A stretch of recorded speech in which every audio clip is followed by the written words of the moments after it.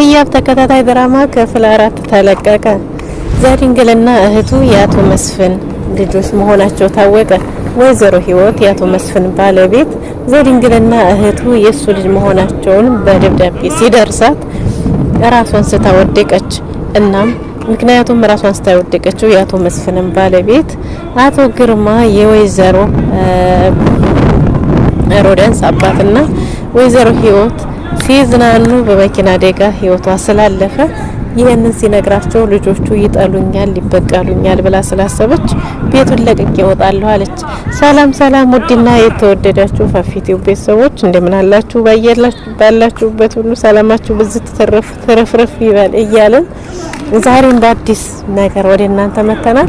ቁም ነገር ትይዙበታላችሁ፣ ትማሩበታላችሁ፣ ትዝናኑበታላችሁ ያልነውን ወደ እናንተ ይዘን መተናል። እናንተም እንደተለመደው ላይክ፣ ሼር፣ ሰብስክራይብ በማድረግ አበረታቱን እያልን እኛም ወደ ሙሉ ቪዲዮ እናንተም ተከታተሉን። ህያብ እንግዲህ እዛ ቤት አቶ መስፍን ቤት ሰራተኛ ሆና የገባችው አቶ መስፍንን ለመበቀል ይስቃያቸውን በጎናቸው ሁኜ አያለው እህቴን ገሎ ጥሎ ማለት ያው ሞታለች ብለው ነበር አቶ መስፍን ጥለዋት ኤልሹን ሄዱት። አቶ መስፍን ኤልሻዴ ላይ የመኪና አደጋ ሲደርስ በሰዓቱ ራሷን ስታ ስለነበረ በቃ ሞታለች ብለው ነበር ጫካ ውስጥ ጥለዋት ሄዱት። ግን ኤልሻዴ በህይወት አለች፣ ግን መራመድ አትችልምና እሷንም ማሳከም ስላለባት እንግዲህ አንዳንድ ዶክመንቶችን ለአቶ መስፍን በማቀበል እሷ እንዳልሆነች ከሌላ ሰው የተላከ በማስመሰል ከእህቷ ባል ጋር ከኤልሻዴ ባል ጋር ተባብረው እየሰሩ ይገኛሉ። አሁን ላይ ሮዳንስንም ለማጥመድ የኤልሻዴን ባል ጀንጅናት ቀረባት ብለው እሱም ደግሞ የማስታወቂያ ስራ እንደሚፈልግ አድርጎ ቀርቧታል። እና እውነቱ ግን ምንድነው? የሮዳንስን ሚስጥር ማወቅና ምን ፈልጋ ነው ከአቶ ዘድንግል ጋር ያለችው አቶ መስፍንስ ጋር ምንድነው ያላቸው ግንኙነት በሚለው ነው።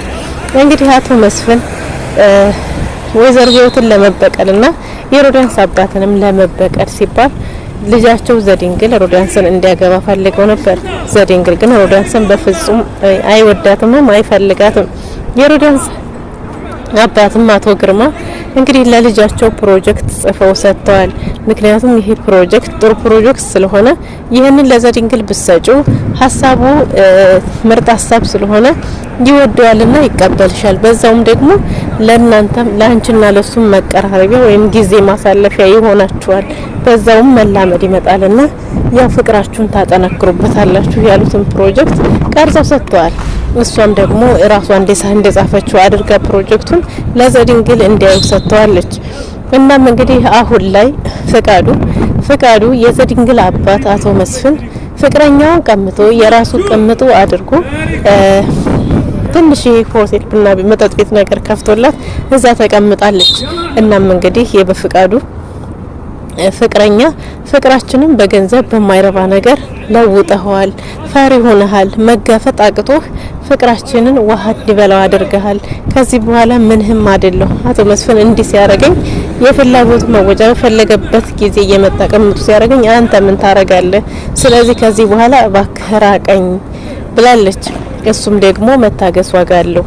እኔ እስር ቤት መወርወር ሳይሆን የምፈልገው በሂደት ነገሮችን ማስተካከል ነውና እባክሽ አንድ እድል ስጥኝ እያለ እየተማጸነ ይገኛል።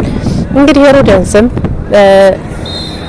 ዘድንግል ምንም አይነት ጊዜ ቦታ ስለማይሰጣት ያው በሰዎች ራሷን ተፈላጊ ለማድረግ በሰዎች ዘንድ በቀላሉ መጠመር ትችላለች። እናም እንግዲህ የኤልሻዴን ባለቤት ያደረገው ይሄንኑ ነው።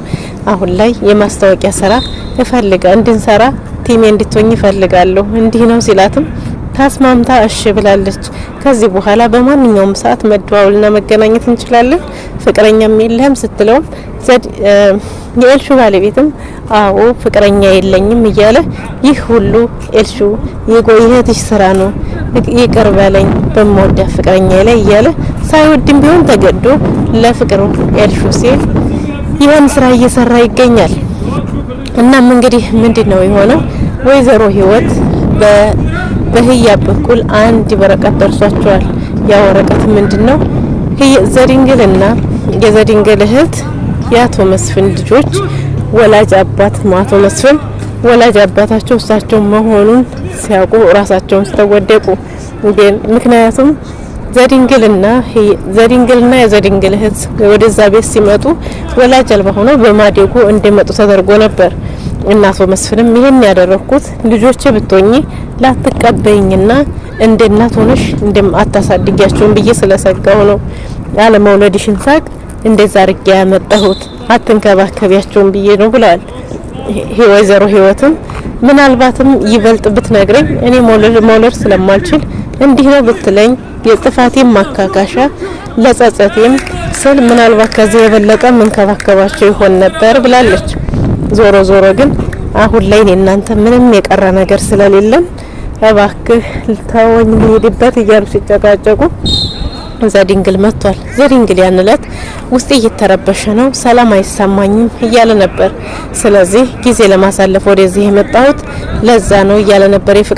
የፍቃዱን ፍቅረኛ አቶ ፍቃዱን እሱ ለፍቅር ፈልጓት ይሄድ መስሎት እኔ የምሄድበት አለኝ ያልከው እዚህ ለመጎለት ነው እያለ እንግዲህ ሮዳንስና ፍቃዱም የራሳቸው ወጥመድ እያዘጋጁ ነው። አቶ መስፍን አሁን ላይ ጠላቶቻቸው በስተዋል፣ ከምስታቸው ጭምር ሁሉም ሰዎች ለሳቸው ጠላት ናቸው። አቶ መስፍን ህገወጥ ነገሮችን ኤክስፓየርድ ሆኑ እቃዎችን በድርጅቶቻቸው አጥፈዋል። ይህንን ግን ዘድንግል በዚህ ስራ ላይ እንደማይስማማ ስለሚያውቁ እንደዚህ አይነቶቹን ተግባራቶች የሚያስፈጽሙት በፍቃዱ በኩል ነው። ፍቃዱን የሚጠብቀው ጊዜና ወቅት ነው። የተመቻቸ ጊዜና ወቅት ሲያገኝ እሱም አስፈንጥሮ ለመጣል አቶ መስፍንን ይታገላል። እንዲሁም አሁን ላይ ዘድንግል ህያብን የወደዳት ይመስላል።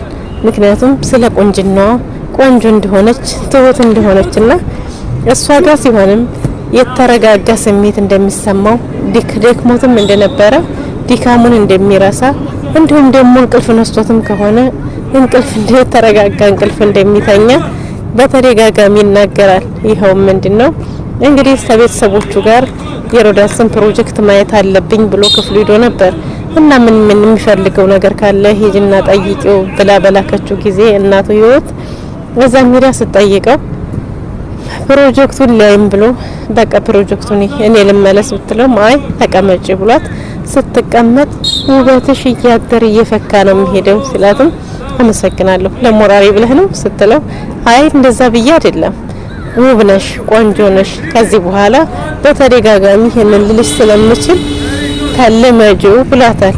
እሺ አመሰግናለሁ ምንም አይደል ብላለች።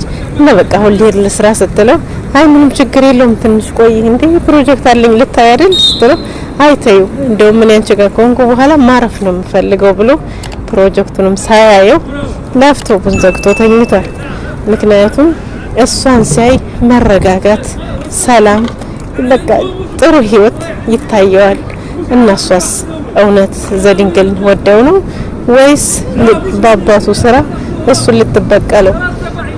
እንግዲህ ህያብ እህቷ ኤልሻዴ መራመድ ስለማትችል እሷን ወደ ውጭ ወስዶ ለማሳከም አቶ መስፍንን የተለያዩ ዶክመንቶችን እየላኩ ብር መቀበል እንዲሁም ደግሞ ሮዳንስን ማጥመድ ያደርገዋል ስራቸው።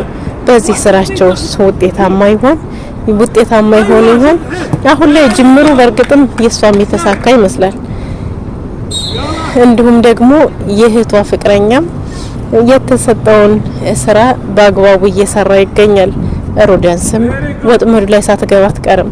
ምክንያቱም ፍቅረኛ የለህም ብላ ጠይቀዋለች። እሱም ፍቅረኛ እንደሌለውና በማንኛውም ሰዓት መገናኘት እንደሚችሉ እንዲሁም መደዋወል እንደሚችሉ ፈቅዳለታለች። እሱም ፈቅዶላታል። ከዚህ በኋላ የስራ ባልደረቦችም ጓደኞችም ነን ብለዋል።